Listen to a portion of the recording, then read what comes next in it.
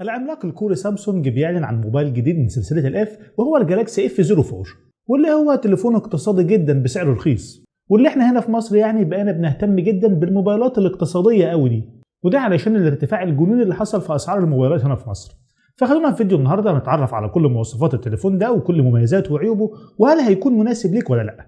بس يا ريت في الاول تدعموني بلايك وشير وكمان تشتركوا في القناة وتفعلوا زر الجرس. انا محمود طمان واهلا وسهلا بيكم في حلقة جديدة.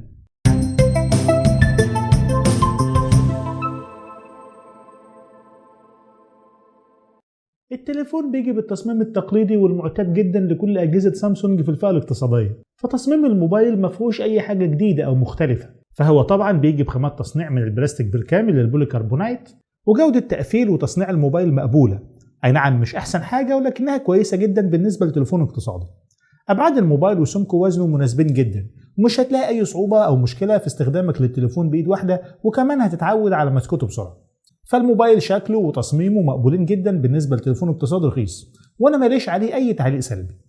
الشاشات عادة بتكون من اهم المميزات بتاع اجهزة سامسونج، فالجالاكسي اف 04 بيجي بشاشة بالتصميم القديم اللي بنوتش اللي على شكل قطرة الماء دروبوتر، وشاشة مساحتها كبيرة 6.5 بوصة من نوع BLS LCD بجودة HD+، بحيث ان كثافة البكسلات في الشاشة 1600 في 720 بكسل، وده هيدينا 270 بكسل لكل بوصة في الشاشة.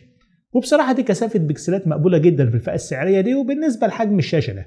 الشاشة جاب أبعاد عرض كبيرة 20:9 وبتستحوذ على 81.8% من حجم الواجهة بتاع التليفون كله. ولما نيجي بقى نتكلم عن الأداء بتاع الشاشة دي فهي في المجمل شاشة متواضعة، ولكنها تعتبر شاشة مقبولة جدا وممتازة كمان في الفئة السعرية دي.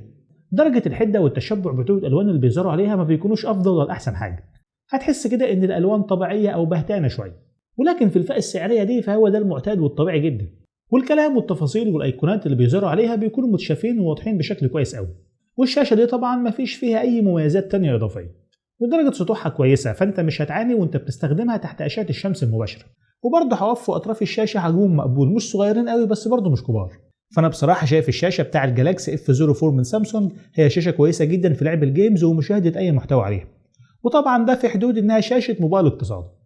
اما بقى بالنسبه للاداء بتاع الموبايل فبصراحه كده يعني ومن غير تزويد الكلام التليفون هيقدم لك اداء متواضع بنسبه كبيره، وده لان التليفون بيجي بمعالج قديم قوي من ميديا تك يعني عفى عليه الزمن، وهو الهيليو بي 35، واللي تقريبا ما عادش في اي شركات بتستخدمه في الاجهزه بتاعتها.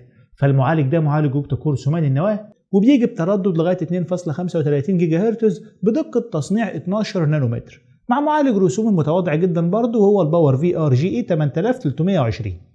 التليفون بيجي بنسخة واحدة بسعة تخزين 64 جيجا بايت مع ذاكرة عشوائية 4 جيجا رام، وبصراحة الأرقام دي تعتبر كويسة جدا في الفئة السعرية الاقتصادية قوي دي.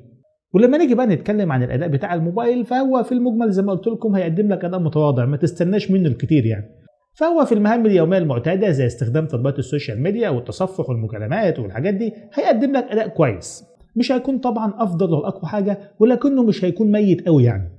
وأداء الموبايل في المالتي تاسكينج أداء يعني إلى حد ما مقبول، هتقدر تفتح كده كام تطبيق في الخلفية وتتنقل بينهم بشكل كويس. أنصحك طبعا يعني إنك ما تكترش من الموضوع ده، والتطبيق اللي تستخدمه قفله على طول بعد كده ما تسيبوش مفتوح في الخلفية علشان ما يستهلكش موارد التليفون على الفاضي، وعلشان كمان التليفون تاخد منه أفضل أداء. فما تخليش إلا التطبيق بس اللي أنت بتستخدمه هو اللي مفتوح علشان يشتغل معاك بشكل سلس شوية.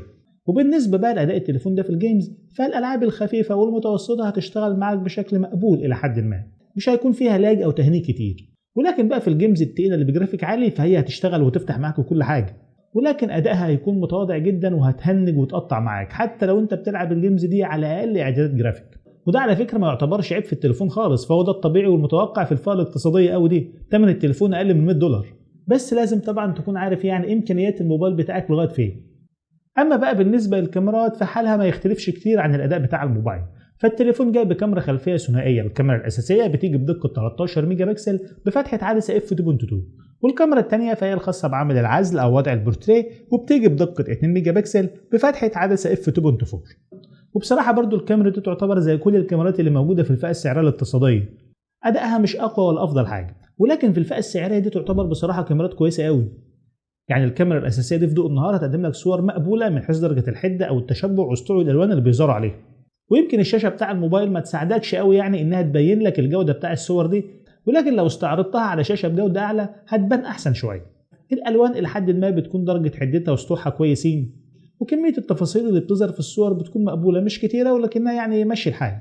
وفي الاضاءه الضعيفه او الليليه فالجوده بتاع الصور طبعا بتقل كتير، وكميه النويز والتشويش اللي بيظهروا فيها بيكونوا واضحين، ولكن زي ما قلت لك هو ده المعتاد يعني في الفئه السعريه دي كلها. وهتقدر باستخدام الكاميرا التانية بتاع العزل او البورتريه انك تحدد اطراف الصور وتعزل الخلفيه بشكل مقبول. ادائها طبعا مش اقوى حاجه ولا احسن حاجه، ولكن هو ده المعتاد في الفئه السعريه دي. اما بقى بالنسبه لتصوير الفيديو فانت هتقدر تصور فيديوهات بجوده فول اتش دي بلس بدقه 1080 بكسل ب 30 فريم في الثانيه. وبرضه نفس الكلام ينطبق على الكاميرا الاماميه بتاع الموبايل، فالتليفون جاي بكاميرا اماميه وحيده بدقه 5 ميجا بكسل بفتحه عدسه اف 2.2، واللي ما تستناش منها يعني ان تاخد بيها صور سيلفي واو، فهي هتقدم لك برضه اداء متواضع جدا. يا دوب كده تقدر تستخدمها في انك تعمل مكالمات فيديو، تاخد صوره تذكاريه بس للتوثيق، ولكن علشان تاخد بيها صور سيلفي تتمنظر بيها او في مناسبات مش هتكون كويسه ومش هترضيك خالص. البطاريه بصراحه تعتبر من احسن المميزات اللي موجوده في الموبايل، فهي بتيجي بسعه 5000 ملي امبير. اي نعم دي مش اكبر سعه بطاريه موجوده في الوقت الحالي، ولكنها هتكون كافيه جدا لاستخدامك وتعتبر سعه ممتازه في الفئه السعريه الاقتصاديه. وهي بتدعم الشحن بقدره 15 واط، وطبعا ده برضه مش شحن سريع ولكنه كويس ومناسب جدا في الفئه السعريه الاقتصاديه. فالتليفون هيتشحن معاك من 0 ل 100% في حوالي ساعه ونص تقريبا، وده هيكون من خلال منفذ USB تايب سي.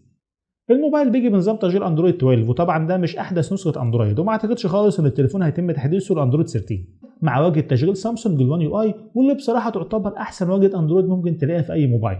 ادائها سلس مفيش فيها مشاكل، فيها مميزات كتير هتعجبك زي وضع المجلد الامن وكمان وضع الدارك مود، وهتقدر من خلالها انك تعمل نسختين من تطبيقات السوشيال ميديا وتقسم الشاشه لجزئين علشان تستخدم تطبيقين في نفس الوقت. التليفون بيدعم تركيب شريحتين من نوع نانو سام، والشريحتين دول بيدعموا الاتصال بشبكات الجيل الرابع ال 4G، وبرضه هتقدر انك ترتب كارت ذاكره خارجي مايكرو اس دي كارد، وده حتى 1 تيرا في منفذ خاص بيه.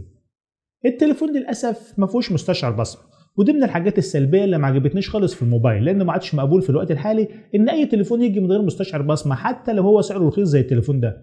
ولكن يعني ممكن نتعايش مع الموضوع ده ونتقبله الى حد ما، خصوصا كمان ان التليفون بيدعم خاصيه الفيس انلوك علشان تقدر تفتح التليفون بتاعك باستخدام بصمه ولاج الفيس اي دي، واللي بتشتغل بشكل كويس من حيث دقتها او سرعتها. التليفون بيجي بسماعه وحيده مونيو على اليمين، واللي صوتها متوسط من حيث العلو او النقاء بتاعها. التليفون فقير جدا في المستشعرات، وده المتوقع والمعتاد في الفئه السعريه دي، فبيجي مستشعرات التقارب والتسارع بس، والجي بي اس اللي في الجهاز ده كويس من حيث الدقه او السرعه بتاعته، وكمان التليفون بيدعم تركيب وصلات الاوتو جي. ولكن بقى للاسف التليفون ما فيهوش مستشعر ضوء ولا مستشعر بوصله ولا مستشعر جيروسكوب ولا مستشعر NFC ولا راديو FM ولا لمبه اشعارات، وغير مقاوم للمواد الغبار، وبيجي باصدار بلوتوث 5.0.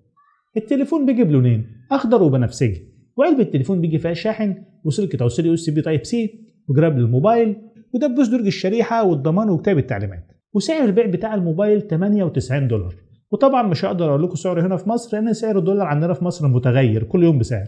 اول ما التليفون يكون متاح للبيع في السوق هسيب لكم لينكات الشراء تحت في صندوق الوصف علشان اللي حابب يشتري التليفون ده. الجالاكسي F04 من سامسونج هو من ارخص السمارت فونز اللي موجوده في السوق دلوقتي، وده من كل الشركات. اي نعم الموبايل بيجي بمواصفات متواضعه جدا خصوصا يعني من ناحيه المعالج او الاداء، ولكن سعره الرخيص قوي ده هيخليه اختيار ممتاز جدا ليك، وده لو انت عاوز موبايل يعني تستخدمه كموبايل احتياطي او محتاج تليفون لشخص كبير في السن يا دوب هيستخدمه كده في المكالمات وتطبيقات الشاتنج الخفيفه. ولكن لو انت محتاج موبايل يكون تليفونك الاساسي فالتليفون ده مش هينفعك خالص. وطبعا احب اشوف ارائكم وانطباعكم عن التليفون ده في التعليقات اسفل الفيديو. في نهايه الحلقه بشكر كل واحد شايف الفيديو للنهايه، وطبعا ما تنساش اللايك والشير، ولو ده اول مره تشوفني فيا ريت تشترك في القناه وتفعل زر الجرس علشان تكون اول واحد يشوف الحلقات الجديده. واشوفكم الحلقه الجايه، والسلام عليكم ورحمه الله وبركاته.